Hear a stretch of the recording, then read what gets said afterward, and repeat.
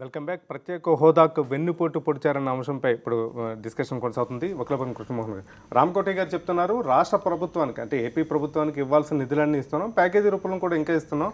హోదా గురించి అనే అంశంపై అనేక పార్టీలు మోసం చేసేది తప్ప మేము మోసం చేయలేదన్నమాట ఆయన ఎక్కువగా మాట్లాడుతున్నాం. ప్యాకేజీల విషయంలో ఎన్డీఏ ప్రభుత్వం అధికారంలో ఉండగానే ఉత్తరాంచల్, జార్ఖండ్ లాంటి 3 రాష్ట్రాలు ఏర్పడ్డాయి కదా. అక్కడ ఇచ్చినటువంటి ప్యాకేజీలకు ఈ రోజు వరకు కూడా ₹1 రాలే. మధ్యలో 10 సంవత్సరాలు మేము ఉండవచ్చు. కానీ అధికారంలో ఉన్నటువంటి ఎన్డీఏ ప్రభుత్వం ఆనాడు ప్రత్యేక రాష్ట్రాలు ఏర్పరిచి ప్రత్యేక ప్యాకేజీలు ఇస్తే ₹1 కూడా ఇచ్చినటువంటి దాఖలాలు లేవు. ఈనాటికి కూడా రాలేదు. కాబట్టి ఈ ప్యాకేజీలను ఎవరు నమ్ముతారండి? ఇంకోటి ఏంటంటే ప్రత్యేక హోదాకు ప్యాకేజీకి మధ్య ఉన్నటువంటి తేడాను ప్రజలు అర్థం చేసుకున్నారు, కానీ నాయకులు దాన్ని వక్రభాష్యం పట్టించే ప్రయత్నం చేస్తూ ఉన్నారు. హోదా అంటే 90% మనకు కేంద్ర ప్రభుత్వం నిధులు వస్తాయి ఆటోమేటిక్, ఆటోమేటిక్ వస్తాయి. ఇవాళ ఒక జీవో ఇచ్చి వదిలేసిండ్రు అనుకోండి, ఆ జీవో అమలు కావచ్చు కాకపోవచ్చు, దాన్ని ఆర్థిక శాఖ ఆమోదించవచ్చు ఆమోదించకపోవచ్చు. ఈ విధమైనటువంటి గతంలో 3 రాష్ట్రాల్లో మనం చూసాం. కాబట్టి ఇవాళ మళ్ళీ ప్యాకేజ్ ఇస్తామనేటువంటి మాట చెప్పి గాలికి వదిలేసి ఎట్లండి? ఇవాళ చంద్రబాబు నాయుడు గారు ఈ విషయంలో ఉదాసీన వైఖరిగా ఉండడం చాలా తప్పు. ఇంకొక విషయం కూడా మాట్లాడాలి. ఆనాడు వెంకయ్యనాయుడు గారే ప్రత్యేక హోదా కావాలని చెప్పి మా ప్రభుత్వాన్ని నిలదీస్తే ప్రధానమంత్రి గారు స్పష్టంగా హామీ ఇచ్చారు. హామీ ఇచ్చినప్పటికీ కూడా ఆయన ఏమన్నాడు, ఒకవేళ మీరు ఇవ్వకపోతే మీరు ఆప్ జానే వాలే మా ఆనే వాలే అన్నాడు ఆయన స్పష్టంగా. మీరు పోయేవాళ్ళు, మేము వచ్చేవాళ్ళు, వచ్చినాక మీరు ఇచ్చినటువంటి 5 ఏళ్ళు కాదు మేము 10 ఏళ్ళు ఇస్తామన్నారు. ప్రధానితో జరిగిన సమావేశంలో వెంకయ్యనాయుడు గారు లేకపోవడం పైన అనేక ఎందుకంటే వారి మాట లేదు, వారి వాయిస్ లేదు. ఇవాళ వారే ఆనాడు మాట్లాడినరు, మీరు 5 ఏళ్ళు అని అంటా ఉన్నారు, కానీ మేము 10 ఏళ్ళు ఇస్తాము, మేమేమో అధికారంలోకి రాబోతున్నాం, అధికారంలోకి వచ్చిన తర్వాత మేము ప్రత్యేక హోదా ఇచ్చుకుంటామని చెప్పి ఆనాడు రాజ్యసభలో మాట్లాడుకున్నటువంటి గౌరవ వెంకయ్యనాయుడు గారు ఇవాళ కేంద్ర మంత్రిగా ఉన్నారు, ఇచ్చే పరిస్థితిలో ఉన్నారు. ఇచ్చే పరిస్థితిలో ఉన్నప్పుడు అనేకమైనటువంటి రాద్ధాంతం చేసేటువంటి పరిస్థితి. ప్రత్యేక హోదా గురించి ప్రతిరోజు చర్చ జరగాల్సినటువంటి అవసరం ఉందా? ఇవాళ ప్రజలు మళ్ళీ ఆత్మహత్యలు చేసుకొని చావాల్సినటువంటి అవసరం ఉందా? రోజు ఆత్మహత్యలు జరుగుతున్నాయి ఆంధ్రప్రదేశ్లో. ఇంత దౌర్భాగ్యంగా ఉంటే ఎట్లండి? ఇది మంచి పద్ధతి కాదు. ఆనాడు మీరు ప్రతిపక్షంలో ఉన్నప్పుడు నిలదీశారు, ఈనాడు అధికారంలోకి రాగానే మిన్నకుండేటటువంటి వాతావరణం. ఇవాళ సుష్మా స్వరాజ్ గారి వ్యవహారం కూడా అంతే. గతంలో మీరేంటి, ముందు రాజీనామా తర్వాత చర్చ అన్నారు, ఇవాళ చర్చ తర్వాత రాజీనామా అంటున్నారు. ఒక్క మంత్రిని రాజీనామా చేయించడానికి మీరు వెనకడుగు వేస్తూ ఉన్నారు. అవినీతి రహిత పాలన, పారదర్శకత, ఇంకేదో అభివృద్ధి, అన్ని మాటలు చెప్పారు. కాబట్టి చెప్పేటటువంటి మాటలకు చేసేటటువంటి పనులకు పొంతన లేకుండా ప్రజలను మోసగించే ప్రయత్నంలో ఎన్డీఏ ప్రభుత్వం ముందుకు పోతుంది. కాబట్టి ఇవాళ ప్రత్యేక హోదా కనుక ఇవ్వకపోతే మొత్తం తెలుగు జాతిని మోసం చేసినటువంటి వాస్తవాన్ని ఎన్డీఏ ప్రభుత్వం గమనించాలని మనం చేస్తా ఉన్నాం. నాగిరెడ్డి గారు, పోలవరంకి నిధుల విషయంలో కానీ లేకపోతే ఇతరత్ర ఈ ప్రభుత్వం వచ్చాక 15 నెలల కాలంలో రాజధాని విషయంలో కానీ కొన్ని వందల కోట్ల రూపాయలు ఇచ్చాం, చాలా డబ్బులు ఇచ్చామనే విషయం చెప్తున్నారు. అందులో వాస్తవాలు ఎంత? వాస్తవంగా పోలవరానికి 15 నెలల కాలంలో వచ్చిన నిధులన్నీ, రాజధానికి 15 నెలల కాలంలో వచ్చిన నిధులన్నీ? సార్, ఇప్పుడే బీజేపీ నుంచి ఢిల్లీ నుంచి ఆ ప్రతినిధి మాట్లాడుతూ హుదూద్ తుఫాన్ విషయంలో ఖర్చు పెట్టిన డబ్బులన్నీ ఇచ్చామన్నారు. అంటే చంద్రబాబు నాయుడు గారు మీరు డబ్బులు ఇస్తానంటే కూడా ఈ రాష్ట్రానికి ఖర్చు పెట్టట్లేదు అనేది మీ ఉద్దేశం. అలాగే కేంద్రంలో మంత్రిగా ఉన్న సుజనా చౌదరి గారు తెలుగుదేశం పార్టీ నుంచి ఇవాళ మాట్లాడుతున్నది. అలాగే పోలవరం ప్రాజెక్టు మొత్తానికి అసలు ఎంత కావాలి, మీరు ఈ 15 నెలలు ఎంత ఇచ్చారో, అసలు ప్రాజెక్టు మొత్తం అటకెక్కిచ్చేసి ఉంది, ఇవాళ ప్రాజెక్టు పని జరగట్లా. అలాగే రెండోది, వెంకయ్య నాయుడు గారు రాజ్యసభలో ఆ రోజున 5 సంవత్సరాల నుంచి 10 సంవత్సరాలు హోదా పక్కన పెడితే 10,000 కోట్లు మొట్టమొదటి సంవత్సరమే లోటు బడ్జెట్ ఇవ్వాలి అని చెప్పి డిమాండ్ చేశారు. కానీ నిన్న చంద్రబాబు నాయుడు గారు ఢిల్లీలో ప్రజెంట్ చేస్తూ కూడా 2,300 కోట్లు రెవెన్యూ లోటుకి ఇచ్చారు, ఇంకా 12,000 కోట్లు మాకు ఇంకా రావాల్సి ఉందని చెప్పి నేను చంద్రబాబు నాయుడు గారు చెప్పారు. అంటే చంద్రబాబు నాయుడు గారు అబద్ధం చెప్తున్నారా? సో మీరు డబ్బులు ఇస్తే కూడా చంద్రబాబు నాయుడు గారు ఖర్చు పెట్టకపోతే చెప్పండి పబ్లిక్గా. సో చంద్రబాబు నాయుడు గారు ఈ రాష్ట్రానికి అన్నిటికీ కూడా వదిలిపెట్టేసి మా దగ్గర చేతులు కట్టుకోవడానికే వస్తున్నారని చెప్పి మీరు చెప్పగలిగితే ధైర్యంగా చెప్పండి. ఒకనాడు ఫోన్ ద్వారాగా నేను రాష్ట్రపతిని నియమించాను, ప్రధానమంత్రిని నియమించాను, వాజ్పేయి గారికి చెప్పి స్వర్ణ చతుర్భుజి రోడ్లన్నీ నేనే వేయించానని గొప్పలు చెప్పుకునే చంద్రబాబు నాయుడు గారు ఈ రోజు నీ రాష్ట్ర విషయంలో ఏం చేయబోతున్నారు? ఆయన ఏం చెప్పారు? అసలు ప్రత్యేక హోదా విషయంలో మొట్టమొదటి నుంచి కూడా ఈ 13 నెలలు 14 నెలల్లో చంద్రబాబు నాయుడు గారు ఏం చెప్పారు, ఇవాళ ఏం మాట్లాడుతున్నారు? సో ఒక్కసారి ఆత్మవిమర్శ చేసుకోండి. బాధ్యత కలిగిన వ్యక్తులు ఆత్మవంచన చేసుకోవద్దు, ఆత్మవిమర్శ చేసుకుని మాట్లాడదాం. రామకోటి గారు, యాక్చువల్గా కేంద్ర ప్రభుత్వంపై ఒత్తిడి తీసుకురావాల్సిన వ్యక్తులే ఇట్లా బిహేవ్ చేయడం, ఇలా వ్యవహరించడం, ప్రజల ఆకాంక్షలను పనంగా పెట్టడమే అనేది ఇప్పుడు పెద్ద విమర్శ. ఆంధ్ర రాష్ట్రంలో ఉన్నటువంటి ప్రతి ఒక్క మనిషికి లాభం చేకూరే విధంగా భారతీయ జనతా పార్టీ ప్రవర్తిస్తుంది. ఎట్టి పరిస్థితుల్లో రాష్ట్రానికి కావాల్సిన విద్య, వైద్య, ఆరోగ్య విషయాల్లో ఎట్టి పరిస్థితుల్లో భారతీయ జనతా పార్టీ కట్టుబడి ఉంది. ఇవాళ ఇచ్చినటువంటి ఎడ్యుకేషన్ ఇన్స్టిట్యూషన్స్ వీళ్ళందరికీ తెలియదు. యాక్చువల్గా కళ్ళు మూసుకుపోయి ఉన్నారా, తెలియక మాట్లాడుతున్నారా నాకు అర్థం కావట్లేదు. ఆంధ్ర రాష్ట్రానికి వచ్చినటువంటి లాభం 24/7. పక్క రాష్ట్రంలో కరెంట్ లేదు, మన రాష్ట్రంలో 24/7 ఉంది. మొట్టమొదటి రాగానే కరెంట్ పవర్ తీసుకొచ్చి ఇచ్చాం. ఇవాళ సోలార్ ఎనర్జీ ఇచ్చాం, డిజిటల్ ఇండియా ఇచ్చాం, ఎడ్యుకేషన్ ఇన్స్టిట్యూషన్స్ ఇచ్చాం. దరిదాపుగా 60,000 కోట్ల రూపాయలు పై భాగాన్ని భారతదేశంలో ఉన్నటువంటి మొట్టమొదటి రాష్ట్రంగా ఆంధ్రప్రదేశ్కి గుర్తించి ఇవ్వడం జరిగింది. తెలుగు రాష్ట్రాల ప్రజల యొక్క ఆకాంక్షే భారతీయ జనతా పార్టీ యొక్క ఆలోచన. తెలుగు రాష్ట్రాలు రెండు కూడా భారతీయ జనతా పార్టీకి ఎట్టి పరిస్థితుల్లో కృతజ్ఞతతో ఉండాల్సిన అవసరం ఉంది. ఇవాళ ప్రజలు అర్థం చేసుకుంటున్నారు. ఇవాళ భారతీయ జనతా పార్టీ కట్టుబడి ఉందనే విషయాన్ని పరిపూర్ణంగా చెబుతున్నాం. భారతీయ జనతా పార్టీ ప్రజల ఆకాంక్ష మేరకు పనిచేస్తుంది. 29 రాష్ట్రాల్లో తెలుగు రాష్ట్రానికి అగ్రస్థానం ఇచ్చింది. రామకోటి గారు, మీరు ప్రత్యేక హోదా ఇవ్వరనే అంశాన్ని తెలుగు ప్రజలు అర్థం చేసుకున్నారా, లేకపోతే తెలుగుదేశం పార్టీ అర్థం చేసుకుందా? మీరు ప్రత్యేక హోదా ఇవ్వాలనే అంశాన్ని, మీరు ప్రత్యేక హోదా ఇవ్వటం లేదనే అంశాన్ని ప్రజలు అర్థం చేసుకున్నారా, లేకపోతే టీడీపీ అర్థం చేసుకుందా? ఇవాళ 14వ ఆర్థిక సంఘం ఏదైతే ఉందో ఇవాళ మోసం చేసినటువంటి పార్టీ కాంగ్రెస్ పార్టీ. ఇవాళ ప్రజల్లోకి వెళ్ళి మీరు చెబుతున్నటువంటి విధానం కరెక్ట్ కాదు. ఎందుకంటే ప్రజలు అర్థం చేసుకున్నారు. మనకి ఇన్ని ఎడ్యుకేషన్ ఇన్స్టిట్యూషన్స్ వచ్చినాయి, మనకి ఇన్ని ఫెసిలిటీస్ వచ్చినాయి, ఇన్ని రైల్స్ వచ్చినాయి, ట్రైన్స్ వచ్చినాయి, దీనికి సంబంధించిన విషయాల్లో ఉన్నామనే విషయం ప్రజలు ప్రాపర్ గా మాట్లాడలేదు. అటు తెలంగాణ కానీ ప్రజలు అర్థం చేసుకున్నారు.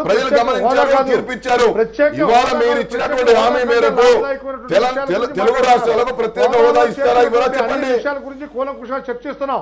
ఇవాళ మీరు మాట్లాడుతున్నారు బుద్ధేలు కంటే విషయంలో. ఎన్డీఏ చేస్తే 10 సంవత్సరాల పరిపాలన ఉన్నటువంటి మీరు ఏమైపోయింది? ఆ రోజున కళ్ళు మూసుకుపోయారా? అందుకనే సార్ ప్యాకేజీల విషయంలో ఇలాంటి ఇబ్బందులు ఉంటాయి. ప్యాకేజీల విషయంలో ఇలాంటి ఇబ్బందులు ఉంటాయి కాబట్టి హోదా కావాలని ఇక్కడ అందరూ అడుగుతున్నారు. చేసింది మిమ్మల్ని అపోజిషన్ లో కూర్చోబెట్టింది. 44 మంది మనుషులు మీకు ఆలోచన లేకుండా ఉన్నటువంటి మీరు ఇవాళ మీరు మాట్లాడడానికి మీకు అర్హత ఉంది. రామకోటయ్య గారు, ఇవాళ పార్లమెంట్ కూడా రామకోటయ్య గారికి మీరు చరిత్రచరణంగా అదే మాట్లాడుతున్నారు. ఓకే రామకోటి గారు, మరో ఇష్యూకి వెళ్దాం. రామకోటి గారు ఇంకో ఇష్యూకి వెళ్దాం. సుధాకర్ రెడ్డి గారు ముగిస్తారు, మరో ఇష్యూకి వెళ్దాం. రామకోటి గారు ఇంకో ఇష్యూకి వెళ్దాం. రామకోటయ్య గారు ఎందుకంటే వెంకయ్య నాయుడు గారు, జైట్లీ గారు ఇద్దరు ఆ రోజు బిల్లు ఆమోదం పొందుతున్న సందర్భంగా వారే ప్రస్తావించారు, ప్రత్యేక హోదా ఇచ్చినట్టయితేనే ఆంధ్రప్రదేశ్కి లాభం చేకూరుతుంది, 5 సంవత్సరాలు కాదు 10 సంవత్సరాలు ఇవ్వాలనేటువంటి ఒక మాట అది ప్రస్తావించినటువంటి వారు వెంకయ్య నాయుడు, జైట్లీ గారే. ఆ మాట కట్టుబడకుండా మోసం చేస్తున్నటువంటి ప్రభుత్వం ఇలా ఎన్డీఏ ప్రభుత్వం అనేటువంటి ఒక మాట చెప్తూ వస్తున్నారు. దానికి మీరు కట్టుబడి లేరు. కాంగ్రెస్ ప్రభుత్వం ఇప్పుడు వాళ్ళు కాదు మోసం చేసేది, మీరు మోసం చేస్తున్నట్టుగా తెలుస్తుంది. ఇప్పుడు మీరే అన్నారు పక్క రాష్ట్రమైన తెలంగాణకు న్యాయం చేకూర్చేటువంటి మాట మీరే. రామకోటి గారు, ఓకే భారతీయ జనతా పార్టీ మోసం చేయడం. ఓకే రామకోటి గారు, తెలంగాణలో ఉన్న ప్రతి ఒక్కరిని మరో విషయం వెళ్తాం. రామకోటి గారు, మరో విషయం వెళ్తాం. చేస్తున్నట్టుగా మీరే చెప్తున్నారు.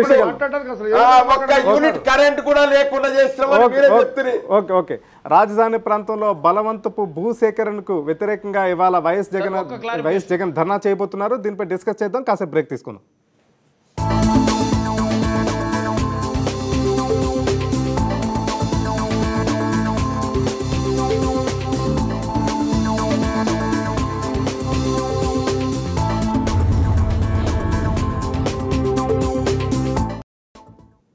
Welcome back. రాజధాని ప్రాంతంలో బలవంతంగా భూములు లాక్కోవడాన్ని వ్యతిరేకిస్తూ వైఎస్ఆర్సీపీ అధినేత వైఎస్ జగన్ ఇవాళ సిఆర్డీఏ కార్యాలయం ఎదుట భారీ ధర్నాకు దిగునున్నారు. దీనికి సంబంధించి డిస్కషన్ కొనసాగుతుంది.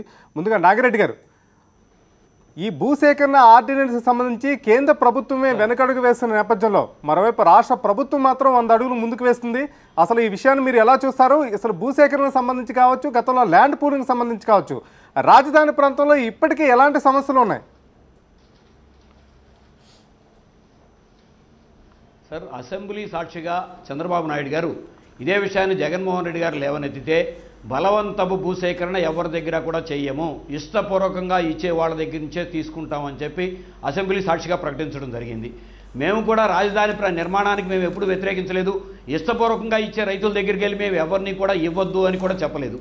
బలవంతపు భూసేకరణ అది కూడా 2013 భూసేకరణ చట్టంలో ఉన్న బహుళ పంటలు పండే భూముల్ని తీసుకోరాదు, అలాగే 70% మంది ఆ ప్రాంతంలో ఉన్న ఎఫెక్టెడ్ పీపుల్ ఒప్పుకుంటేనే తీసుకోవాలి, అలాగే సోషల్ ఇంపాక్ట్ అసెస్మెంట్ సర్వే జరగాలి అనేది చట్టంలో ఉన్నది. దీని మీద 3 సార్లు ఆర్డినెన్స్లు ఇచ్చారు కేంద్ర ప్రభుత్వం. ఆర్డినెన్స్లు ఇప్పటికీ చట్టం కాలేదు. ఇప్పుడు కూడా ఆర్డినెన్స్ వీగిపోబోతోంది. మొన్న జాయింట్ పార్లమెంటరీ కమిటీ అహ్లూవాలియా అధ్యక్షుని వేస్తే 628 అప్లికేషన్స్ దాంట్లోకి వస్తే 626 అప్లికేషన్స్ ఇవాళ ప్రభుత్వం తీసుకున్న ఆర్డినెన్స్కి వ్యతిరేకంగా వచ్చినాయి. రీసెంట్గా భారతీయ జనతా పార్టీ అధికార ప్రతినిధి ప్రెస్ మీట్ పెట్టి సుధీష్ రాంబొట్ల అనే ఆయన బలవంతపు భూసేకరణకు మా భారతీయ జనతా పార్టీ వ్యతిరేకం అని చెప్పి ప్రకటించడం జరిగింది. మరి ఏమిటి విధానం? ఇక్కడ కేంద్రంలో రాష్ట్రంలో ఉంది, కేంద్రంలో బీజేపీ ప్రభుత్వం కాదు, రాష్ట్రంలో ఉంది తెలుగుదేశం ప్రభుత్వం కాదు, ఎన్డీఏ ప్రభుత్వం, ప్రీపోల్ ఎలియన్స్. అక్కడేమో తెలుగుదేశం పార్టీ మంత్రులు కేబినెట్ తీర్మానాలకు ఇనానిమస్గా సపోర్ట్ చేస్తారు, ఇక్కడ తెలుగుదేశం పార్టీలో నుంచి బీజేపీ మంత్రులు ఇనానిమస్గా సపోర్ట్ చేస్తారు. పబ్లిక్లో మాట్లాడేది మాత్రం వేరే విషయం. రైతులను ఎవరినైనా సరే భూమిదారులు కన్నీరు పెట్టించి బలవంతంగా బయటికి పంపితే అది జయం కాదు. అలాగే ఆ ప్రాంతంలో ఉన్న వ్యవసాయ కార్మికులకి ఇవాళకి ఏ మాత్రం కూడా న్యాయం జరిగిలా. ఆ ప్రాంతంలో ఉన్న మీకు గ్రామ కట్టాల విషయంలో ప్రతిదీ కూడా చెప్పిన దానికి మోసం చేస్తున్నారని చెప్పి ఆ ప్రాంతంలో ప్రజలు చెప్తున్నారు. నాగిరెడ్డి గారు, ప్రజలు ఎవరు నాగిరెడ్డి గారు ల్యాండ్ పూలింగ్ చేసిన ప్రాంతానికి సంబంధించి నాగిరెడ్డి గారు ల్యాండ్ పూలింగ్ చేసిన ప్రాంతానికి సంబంధించి ఇప్పటి వరకు కూడా డాక్యుమెంట్ ప్రక్రియ పూర్తి కాలేదు. అది ఒక అంశం. రెండో అంశం, ప్రతి ఏడాది వాళ్ళకి పరిహారం ఇస్తామని చెప్పారు, ఇప్పటికీ చాలా ప్రాంతాల్లో చెక్కులు అందలేదు. నెంబర్ 3, వ్యవసాయ కూలీలు ఎంతమంది, కౌలు రైతులు ఎంతమంది, అలాగే పూర్తి స్థాయిలో రుణమాఫీ, కొన్ని కీలకమైన హామీలకు సంబంధించి ఇప్పటికీ ప్రాథమిక దశలో ఉంది. ఇది ఇప్పుడు భూసేకరణే కాదు, చాలా ఇష్యూస్ కూడా ఇంకా పెండింగ్లో ఉన్నాయని పెద్ద ఎత్తున రైతుల ఆందోళన. సార్, అసలు చంద్రబాబు నాయుడు గారు చెప్పింది ఏది కూడా ఏ విషయంలోనూ ఇంతవరకు అమలు లేదు. అందుకనే ఆ ప్రాంత రైతాంగం కానీ వ్యవసాయ కార్మికులు కానీ భయభ్రాంతులకు గురవుతున్నారు. సో రుణమాఫీ విషయంలో ఏదైతే చేశారో రేపు భవిష్యత్తులో కూడా మమ్మల్ని అదే చేస్తారనేది వాళ్ళు భయపడుతున్నారు. వ్యవసాయ కార్మికులకి 2500 రూపాయలు ఇస్తామని భారీగా మంత్రుల చేతిలో వెళ్ళి ఊరికి 5 ఇచ్చి ఇప్పటికి మూసేశారు. అలాగే రైతుల కౌలు విషయంలో కూడా 33,000 ఎకరాలు మాకు రైతులు భూ సమీకరణలు ఇచ్చారని మాట్లాడుతున్నారు. అధికారికంగా వాళ్ళే 25,000 ఎకరాలే అగ్రిమెంట్లు అయినాయని చెప్తున్నారు. 20,000 ఎకరాలు కూడా అగ్రిమెంట్లు కాలా. వాళ్ళ దగ్గర నుంచి కూడా ఈ సంవత్సరం కౌలు ఇస్తే రెండో సంవత్సరం నుంచి మాకు అసలు కౌలు ఇచ్చేది ఎవరని మాట్లాడుతున్నారు. అలాగే ఒక్కటే ప్రశ్న, మొన్న పవన్ కళ్యాణ్ గారు వాళ్ళతో అనుబంధం ఉన్న వ్యక్తే మాట్లాడింది, 3.5 సంవత్సరాల తర్వాత ఈ ప్రభుత్వం దిగిపోతే వీళ్ళకి ఎవరు హామీ అని చెప్పి మాట్లాడారు. దానికి ఎక్కడ కూడా హామీ లేదు. సో ప్రజలను మొత్తం భయభ్రాంతులకు గురి చేసి మేము భూసేకరణకు వెళ్ళిపోతున్నాం అని చెప్పి భయభ్రాంతులకు గురి చేసి వాళ్ళ భూములు తీసుకునే ప్రక్రియ తీసుకుంటున్నారు. దానిని మేము పూర్తిగా వ్యతిరేకిస్తున్నాం. మనం ప్రజాస్వామ్యంలో ఉన్నాం. మీరు అసెంబ్లీ సాక్షిగా ఏం చెప్పారో, ప్రజలు ఏం కోరుకుంటున్నారో ఆ కార్యక్రమాలు చేయమని చెప్పి వైఎస్ఆర్ కాంగ్రెస్ పార్టీ చెప్తోంది. బలవంతంగా ప్రజలను కన్నీళ్లు పెట్టించవద్దు. మీరు రాజధానికి ఎంతో కావాలో దానికి మీరు ఈ 3-4 గ్రామాలు జరీ భూముల్లో రైతులు పూర్తిగా వ్యతిరేకిస్తుంటే వాళ్ళకి న్యాయం చేయమని చెప్పి మేము డిమాండ్ చేస్తున్నాం. శ్రీహరి గారు, బీజేపీ ప్రభుత్వం స్పష్టంగా నితిన్ గడ్కరీ గారు, అయ్యా మేము ఇచ్చినటువంటి ఒక ఆర్డినెన్స్ను ఉపసంహరించుకుంటున్నాము. ఎందుకంటే సంవత్సరం కాలం పాటు ఏదైతే ఉద్యమాలు నడుస్తున్నాయో రైతుల నుంచి బలవంతంగా గుంజుకునేటువంటి ఒక విధానాన్ని వ్యతిరేకిస్తాము. ఎవరైతే పంటలు వండుతున్నారో సామాజిక పరంగా సన్నకారు చిన్నకారు రైతుల నుంచి భూమి తీసుకునే ప్రసక్తి లేదన్నట్టుగా వారే ఉపసంహరించుకున్నట్టుగా చెప్తున్నారు. కాబట్టి ఇప్పుడు తెలుగుదేశం ప్రభుత్వం, ఎందుకంటే వాళ్ళ కేంద్ర ప్రభుత్వం యొక్క విధానం ఏంది, ఈ భూసేకరణ చట్టం ఏదైతున్నదో అది రాష్ట్రాలు చేసుకోవాలి. కాబట్టి మన తెలుగుదేశం ఏదైతున్నదో ఇప్పుడు తెలుగుదేశం ఉన్నటువంటి ఒక రాష్ట్రం ఆంధ్రప్రదేశ్ ప్రభుత్వం ఆ చట్టాన్ని ఆచరణలో పెట్టే 2013లో ఉన్నటువంటి ఒక చట్టాన్ని ప్రకారంగానే సేకరణ జరుగుతుందా, లేకపోతే ప్రత్యేకమైన చట్టం చేస్తుందా అనేటువంటి స్పష్టం చేయాలి. ముందు క్లారిటీ ఇవ్వాలి. యూపీఏ ప్రభుత్వంలో ఉన్న చట్ట ప్రకారం సేకరణ లేకపోతే అనేది లేకపోతే కొత్తగా చట్టం చేసి సేకరణ చేస్తారా అనేది క్లారిటీగా 3 అంశాలు. ఒకటి, 2013లో ఉండేటువంటి ఒక చట్టంనే అమలు చేస్తా అని కేంద్ర ప్రభుత్వం ఆర్డినెన్స్ ఉపసంహరించుకుంటుంది. ఇప్పుడు ఆర్డినెన్స్ ఆధారంగా చేసుకొని ఇప్పుడు ఆంధ్రప్రదేశ్ ప్రభుత్వం సేకరణ చేపట్టేటువంటి ఒక కార్యక్రమం చేస్తుంది. కాబట్టి ఆర్డినెన్సే ఉపసంహరించుకున్నప్పుడు దాని ప్రకారం కొత్త చట్టం చేస్తా అనేటువంటి ఆంధ్రప్రదేశ్ ప్రభుత్వం చెప్పాలి. అందరూ రైతులు ఇలా సామాజిక పరంగా ఇది వ్యతిరేకము. అదేవిధంగా రైతుల నుంచి బలవంతం, అందులో తుళ్ళూరు ప్రాంతంలో 3 పంటలు పండేటువంటి ఒక భూములేదు. ఇలా మనం చూస్తున్న ఒక్కొక్క భూమిలో రత్నాలు పండేటువంటి ఒక భూములేదు. అటువంటి భూమిలో నువ్వు రాజధాని నిర్మాణానికి అవసరమా? ఆల్రెడీ ఇదివరకే 22,000 ఎకరాలు సేకరించడం అనే మాట చెప్తున్నావు. ఈ విధంగా బలవంతం చేయవలసినటువంటి అవసరం ఉన్నది. ఇప్పుడు వారు చెప్పినంత పూర్తిగా ఏకీభవిస్తూనే 2013 చట్టం ప్రకారం పోతేనేమో బలవంతంగా లాక్కునే అవకాశమే లేదు. ఒకవేళ అసెస్మెంట్ జరగాలి, సోషల్ ఇంపాక్ట్ అసెస్మెంట్ నోటిఫికేషన్ రావాలి, జరగాలి, అవన్నీ జరగాలి, అవకాశమే లేదు. ఒకవేళ కేంద్ర ప్రభుత్వం ఇటీవల తీసినటువంటి ఆర్డినెన్స్ల ద్వారా చేయాలనుకున్నా కూడా అవకాశం లేదు. ఎందుకంటే అందులో సోషల్ ఇంపాక్ట్మెంట్ అసెస్మెంట్ అనేది ఏదైతే తొలగించినారో మళ్ళీ 4వసారి చేసినటువంటి ఆర్డినెన్స్ మళ్ళీ పొందుపరిచారు. ఇవాళ అది అమల్లో లేదు. జాయింట్ సెలక్షన్ కమిటీకి పంపించినారు, అది పార్లమెంటరీ సెలక్షన్ కమిటీకి. కాబట్టి సెలెక్ట్ కమిటీ పరిధిలో ఉన్నటువంటి ఆర్డినెన్స్ ఇంకా పూర్తి స్థాయిలో బిల్ అయి చట్టం కాకముందే ఇక్కడ అమలు చేస్తా ఉన్నారు. కాబట్టి ఇది అప్రజాస్వామికమైనటువంటి పోకడ. బలవంతంగా భూములు లాక్కునేటటువంటి విధానం చట్టంలోనే లేనప్పుడు, ఆ చట్టం ఇవాళ దేశంలో అమలు లేనప్పుడు, ఆ చట్టం రాష్ట్రాల్లో కూడా అమలు లేనప్పుడు మీరు ఏ పద్ధతిలో ఇవాళ ఆ రాజధాని పేరిట రైతుల నుండి భూములు లాక్కుంటారు? ఇది అప్రజాస్వామికమైనటువంటి పోకడ కాదా? చట్ట వ్యతిరేకమైనటువంటి, రాజ్యాంగ స్ఫూర్తికి వ్యతిరేకమైనటువంటి పోకడ కాదా? కాబట్టి చంద్రబాబు నాయుడు గారు రాజధాని నిర్మాణం చేసుకోవడానికి ఎవరికి అభ్యంతరం లేదు. కానీ రాజధాని నిర్మాణం పేరిట అవసరానికి మించి సారవంతమైనటువంటి భూములను కూడా బలవంతంగా లాక్కునే అధికారం వీరికి ఎవరిచ్చారని చెప్పి ఒక ప్రజాస్వామ్యవాదిగా ఆ ప్రభుత్వాన్ని నేను సూటిగా ప్రశ్నిస్తా ఉన్నా. లాస్ట్ మా రామకోటయ్య గారితో ఒకటి చెప్తున్నా, కేంద్ర ప్రభుత్వానికి భిన్నంగా రైతుల నుంచి గుంజుకుంటున్నటువంటి యొక్క భూములను ఆ విధంగా రాష్ట్ర ప్రభుత్వం పోతుంది. కాబట్టి మీరు రాష్ట్ర ప్రభుత్వం నుంచి మీరు విత్డ్రా అవుతారా లేదా చెప్పండి. ఓకే, రామకోటి గారు. చంద్రబాబు నాయుడు గారు ఒక మంచి రాజధాని నిర్మిస్తాం, ఈ రాజధాని నిర్మించడం వల్ల ప్రపంచంలో ఉన్నటువంటి అద్భుతమైన నగరాన్ని చేస్తామనే ఒక ఆలోచనతో ఆయన రాజధాని నిర్మాణం చేసుకున్నారు. దానికి కావాల్సిన నిధులు ఇవ్వాల్సిన బాధ్యత మా మీద ఉంది. 1500 కోట్ల రూపాయలు. అయితే ఏంటంటే మంచి కోటు కుట్టి దానికి గుండీలు లేకుండా ఉండే విధంగా ఆ ఉన్నటువంటి ప్రాంతంలో తలమానికంగా ఎంట్రన్స్ లో ఉండేటువంటి 6 గ్రామాలను తీసుకోవాల్సిన అవసరం ఉంది. మిగతా గ్రామాలన్నీ తీసుకున్నారు, ఈ గ్రామాలు కూడా తీసుకుంటే బాగుంటుంది. ఈ గ్రామాలు తీసుకున్న ప్రజలకి బలవంతంగా తీసుకుంటామంటే 1000 గజాలు 100 గజాలు కమర్షియల్ ఏరియాలో ఇస్తామంటున్నారు. దాని ప్రకారం చూసినా కూడా 1,30,00,000 రూపాయలు ఒక్కొక్క గ్రామానికి వస్తుంది. ఆ గ్రామం దగ్గరలో ఉన్నటువంటి నాగిరెడ్డి గారి పరిపూర్ణంగా తెలుసు. దరిదాపుగా 10 సంవత్సరాల క్రితం ఉన్నటువంటి గ్రామాలు తప్పించి మిగతా గ్రామాలన్నీ కూడా అభివృద్ధికి నోచుకున్నటువంటి గ్రామాలుగా ఉన్నాయి. పంటలు పండే మాట వాస్తవం, ఎవరు కాదంటలా. ఇవన్నీ కూడా ఏంటంటే అత్యద్భుతమైన రాజధాని నిర్మాణంలో భాగంగా ఆయన తీసుకుంటానంటున్నాడు. ఆయన సొంతానికి తీసుకోవట్లేదు, ఆయన ఇంటి కోసం తీసుకోవట్లేదు. ఇదంతా కూడా అకౌంటబిలిటీ ఉంటుంది. అయితే మేము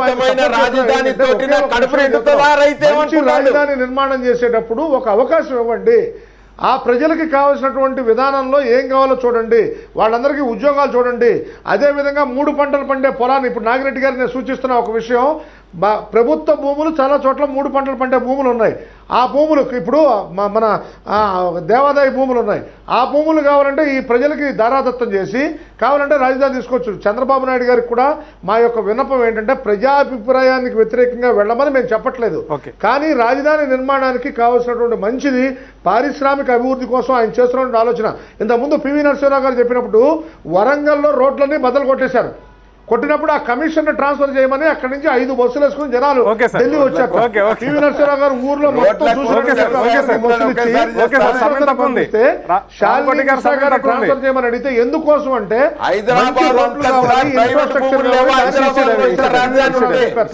అదే విధంగా చంద్రబాబు నాయుడు గారు చేస్తున్నటువంటి మంచి కార్యక్రమాన్ని మేము సపోర్ట్ చేస్తున్నాం.